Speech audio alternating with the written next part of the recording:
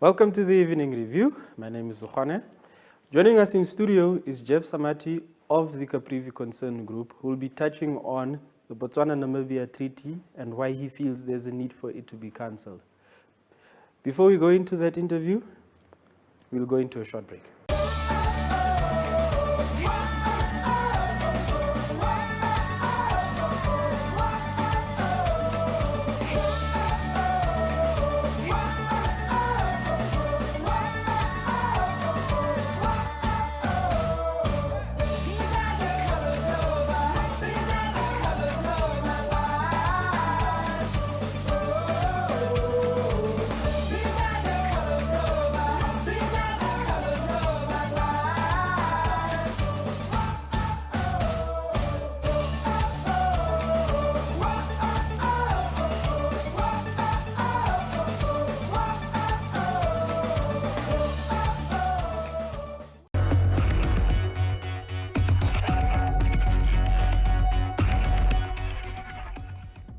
Welcome to the Evening Review. How are you?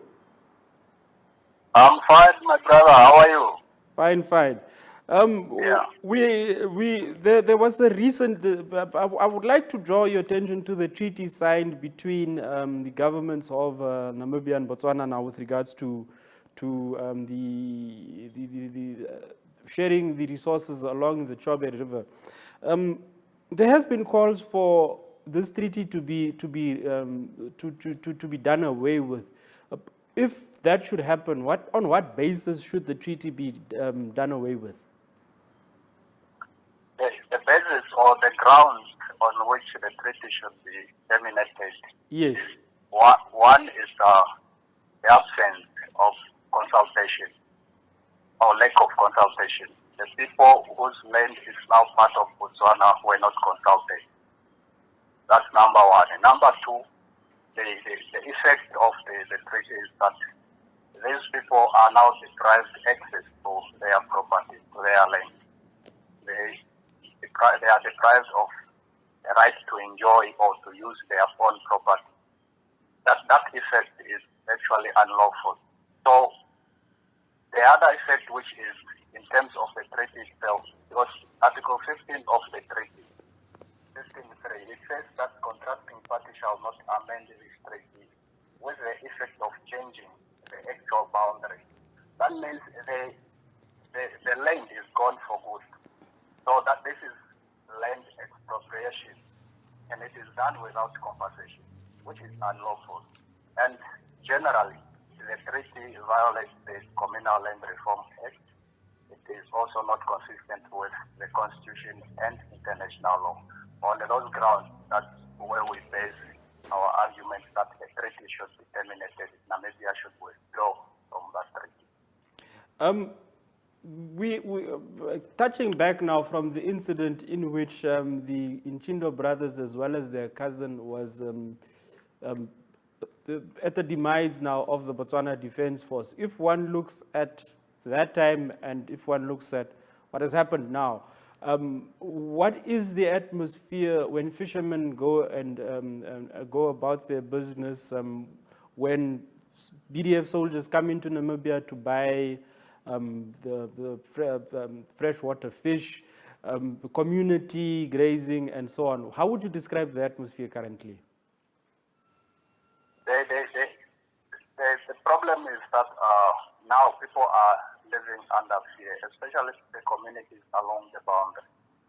They live in fear. They are afraid of going to the river, to Chobe River, to fish, for fishing, or to take their cattle there to drink water, because they are harassed time and again by the BDF. BDF has a tendency of crossing over to the side, just to harass people, to chase them away. And this is because people are not told of the truth as to where the boundary is now. People are used to the old boundary, but it looks like things have changed. So this situation, people are really confused.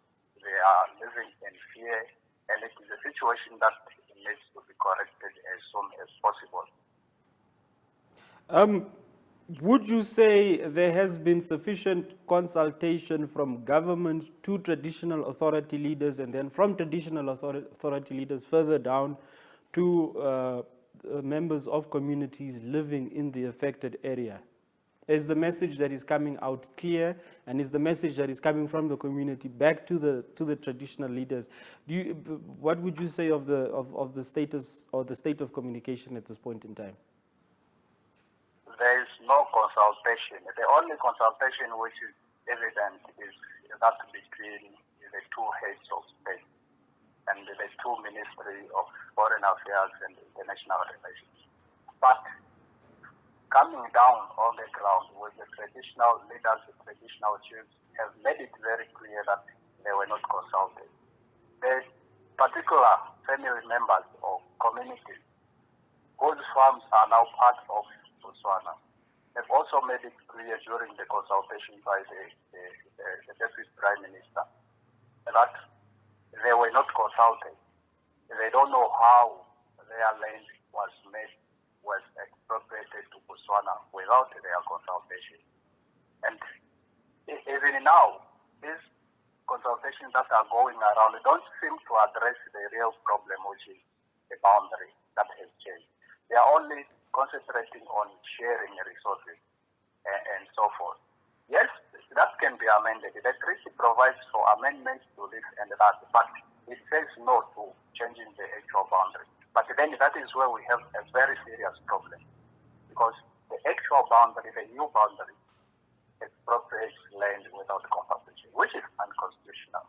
This is why we are saying lack of consultation. On that basis, the treaty must fall, it must be terminated. Namibia should honor its constitution, must uphold and protect the constitution by withdrawing from the treaty, which seem to affect certain members of the community or its citizens.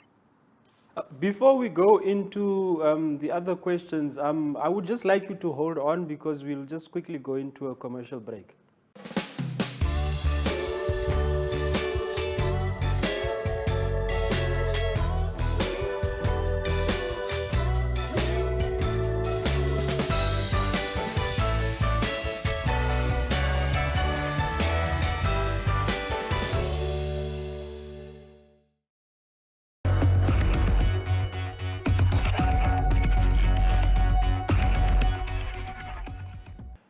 And then I would like to ask, recently it was announced that the Ministry of Defence announced that the presence of the Namibia Defence Force would be increased. Have you seen this happening? The soldiers have been, members of the Namibian Defence Force have been deployed, but then they chose where to stay or to settle. They were supposed to go at the border, by the borderline, but instead they left the villages, came behind the villages. Then it means they are not protecting people. They are like using human beings as shields. You can't camp behind human beings. You are using them as human shields. They were taken to areas or to places, specific places where they were supposed to erect their camps, but they said, they gave reasons. That time it was during the rainy season. They were saying it is too wet and so forth. But now it's not wet. They are still refusing. And as community members, in some communities, they've decided to say, no, these people should just go back because they are not serving any people here. These are people who have, there are cases where they have been involved in destroying marriages, having sexual relationship with learners and so forth. So they are not doing what they are expected to do, in short. And then what do you believe is required from the NDF, from the BDF, from the governments of Namibia and Botswana and the various traditional authorities to come to an acceptable situation? With regard to the NDF, on both sides. On both sides, of yes. course, the other side BDF is not along the boundary to protect anything, but they are there as an anti-poaching operation. But then if on this side we deploy the members of the NDF along the boundary, the question is what will they be doing there? Are they also joining anti-poaching operations or what? Our position from Caprivi Concerned Group is that the military should not be deployed. This is our position. NDF should not be deployed at the boundary. The government should first fix the question of the boundary by withdrawing from the treaty to allow the process to start afresh. Because you only deploy soldiers when there is war, but there is no war there along the boundary. There is no war there. Where the government haven't declared war against Botswana. So why do you deploy soldiers? This is a civil state, a democratic state, where if there's any conflict, if there's any dispute, it must be resolved peacefully. That is engaging diplomatically. The two states should engage diplomatically. When it fails, when diplomacy fails, then they can escalate the matter to the International Court of Justice for it to be finalized today. Then if there are these forums, diplomacy and International Court of Justice, then why do you opt to deploy military? It means you have failed diplomatically and you have failed in terms of the law.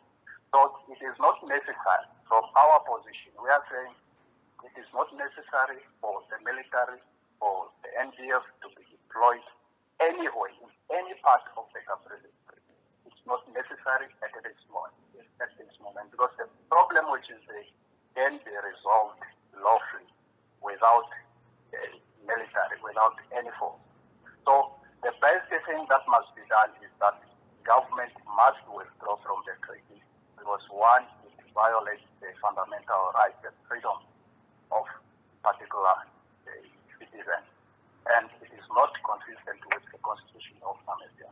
That is our position. Thank you very much for joining us on the Evening Review. You are welcome. Thank you also. Thank you for tuning in. Enjoy your weekend. Good night.